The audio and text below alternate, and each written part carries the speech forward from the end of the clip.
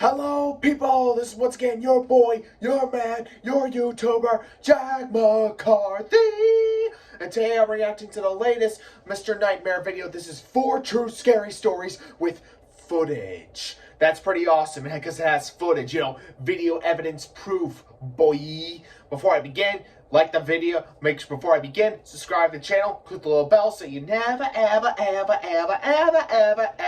miss out on any updates or other videos such as this. And then check out my last reaction to It's Alive by AFX. Check that out as well. And check out Mr. Nightmare as well. Mr. Period. Mr. as in MR period, not the other Mr. And then Nightmare. Well, I say that's about it. In all ways, I love all my YouTubers. Just want to say that. Alright, everything should be ready. Let me just do some double checks. Yep, brightness. All good. Alright, let the reaction to 4 true scary stories with footage begin. Ugh, who would want to be in a bathtub like that? 4 stories. Alright. Okay, here we go. I live in Jeddah, Saudi Arabia. It was a Tuesday night. I was laying on my bed trying to get some sleep. I laid there for about 3 hours until I decided to get up and take a walk around my neighborhood just to clear my head. It was 2 in the morning. I was walking down the street when I remembered there's an abandoned building in our neighborhood. I decided to visit it. People say that this building is haunted, and I've always wanted to see what's inside of it. The building itself looked really creepy. Broken windows, a huge metal door which said no entry with red paint. As an 18-year-old college student, I wanted to be adventurous. I can be adventurous too. Windows and got inside the building. I took out my phone and started to record so I could show off in front of my friends.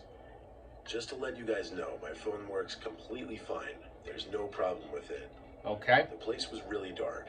The only source of light in that building was from my phone. It took me a couple of seconds to realize I was inside a small room. I walked out the door into the hallway. It was an apartment. I was doing commentary while recording to make it look cool. I got out of the apartment and into the main hall of the building. Okay. Here's a picture of the main hall. On the left side of the elevator, there's a small passageway which leads to a really small room under the stairs, as seen in this picture. I went there to investigate. When I got close to the room, I heard a clicking noise from the first door. I was frozen for a split second. I walked back to the main hall still recording. Then I heard a loud sound of metal dropping on concrete. I almost crapped my pants. I wanted to get the hell out of there, but something inside me told me to go upstairs and find out what it was. I started walking up the stairs as slowly as I could. I don't even know what I was expecting to see up there. I got to the first floor. As usual, it was dark, but it got colder. This event took place in the middle of August, so it was hot outside. I'm into paranormal stuff, and when I suddenly felt cold, I firmly believed something was going on here. Yeah. I should have turned back, but I still wanted to see where that sound came from. There were 4 apartments on each floor. I investigated all 4 of them and saw nothing. A chill ran down my spine when I realized the whole second floor and the ground floor were covered in sand. There was no concrete and no sign of anything metal. The cold temperature on the floor and the fact that I was alone gave me the chills. Yeah. I hurried down the stairs, made my way back to the apartment, climbed out through the window, and ran back to my home. When I got home, I drank gallons of water, calmed myself down, and took out my phone. I wanted to hear that sound again, so I played the video. And to my horror, the audio on the video was messed up. What? My commentary wasn't there at all. Like I said earlier, there's no problem with my phone. It works fine. I didn't get any sleep that night. I told my friends about it, and they told me that it was really stupid to go inside that building alone. I didn't delete the video. I decided to keep it as a memory. Fast forward to December. I was going through my gallery, and I came across that video. I decided to play it. I fast forwarded to the part where I heard the sound. And surprisingly, that sound is clearly heard in the video. I don't know how it could be heard clearly, but here's a small clip from the video. Okay.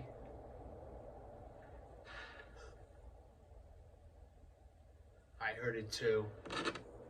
I got goosebumps and closed my phone. I promised myself not to go near that building ever again. Good for you.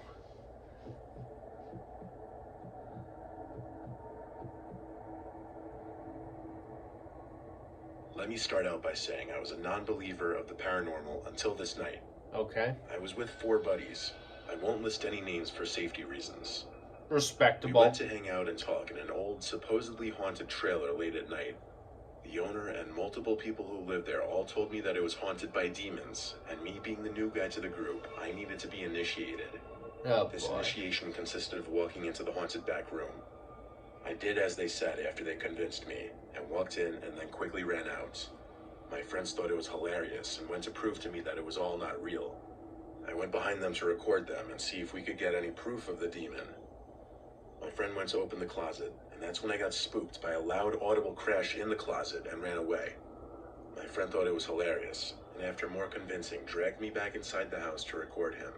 My buddy and I got outside of the trailer to rewatch our footage, and what we caught scared me beyond belief. What? Dude, I just heard shit in the closet.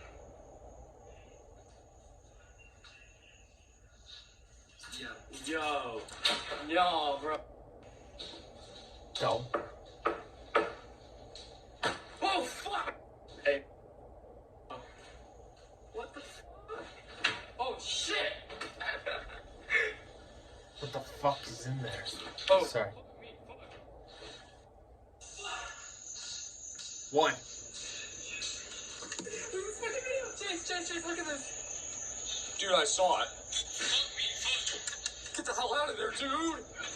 The closet opening and closing, loud knocking and windows being tapped on. All the while I captured orbs outside of the room.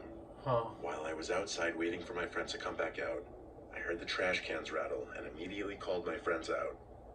We didn't see them move, but a little later on we had things thrown at us from an unknown place. I had a live bullet tossed into my leg, and one more land inches away from my buddy's leg. I have it on video. You were making that shit.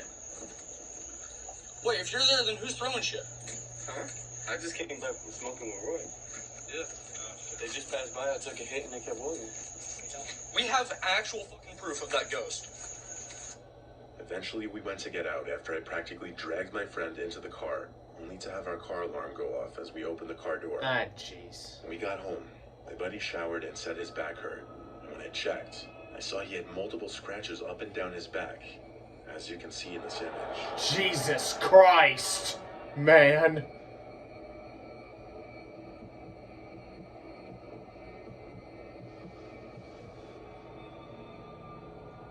It was a normal evening. My best friend and I decided to go for a walk. It was around 10 o'clock in the evening, so it was as dark out as it was gonna get. I live in a small village, so we usually just walk around the streets. There weren't many people out at this hour. We were kind of just walking and talking. A little while into our walk, we started to head home. We went up some hill, which led to the little town area and the only store we had in our village. But as soon as we came up the hill, we saw a weird-looking figure in the distance. It Really? looked like an abnormally tall woman covered in a sheet of some sort, and it had its neck tied with a string or a rope. This is the video we took of the figure.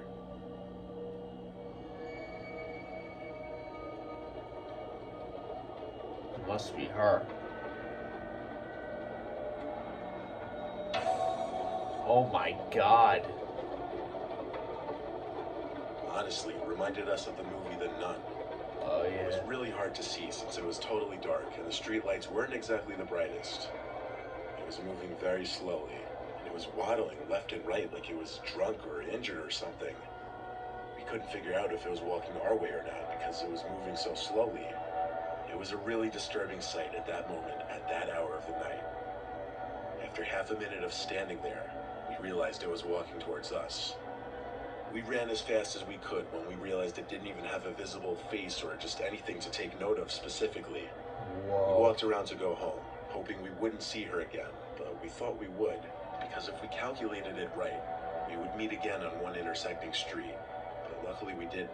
Thank God. The next day I told my friend about what happened, and she told me she also saw her, or it, while she was driving with her sister past the bar, which is on the street we thought we would see her again. Oh boy. She moved slower than us, and I really don't know how we missed her, but luckily we did.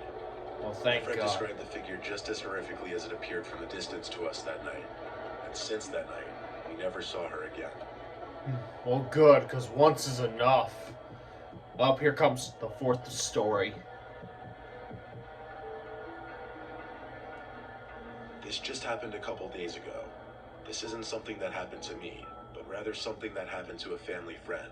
Ah, Our family friend, who I'll call Buddy for the sake of this video, believes good that call. something has attached itself to him. Something paranormal.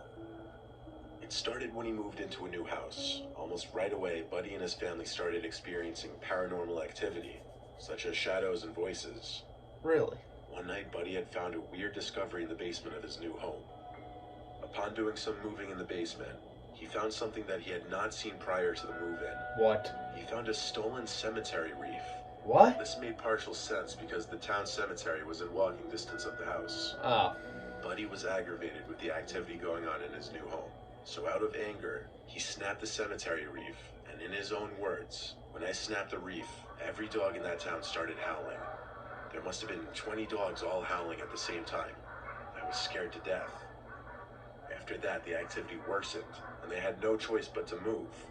But it seems the activity followed them to every house they went to. what do you mean? Recently, they've had some of the worst experiences in this apartment they currently live in. Buddy and his wife, who I'll call Pam, have been repeatedly followed by some kind of entity.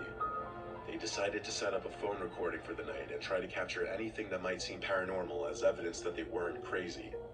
What Buddy found on the phone was horrifying. What? He woke up at 3 to review some footage and found a 5-second video that had been taken after the previous recording had stopped. Keep in mind, they have no pets, no children that live with them, no TV or radio was on at the time, and both Buddy and Pam were in bed when this happened. You can clearly see something pick up the phone and a female voice speak into it. I can assure you that is not Pam's voice or any other voice that they're familiar with. Everyone thinks it says, "Did you tell Daddy to rape me?" But you guys take a listen for yourself and come to your own conclusion. What the? You tell Daddy what happened? Almost a night after this recording, one of Buddy and Pam's daughters died from an overdose.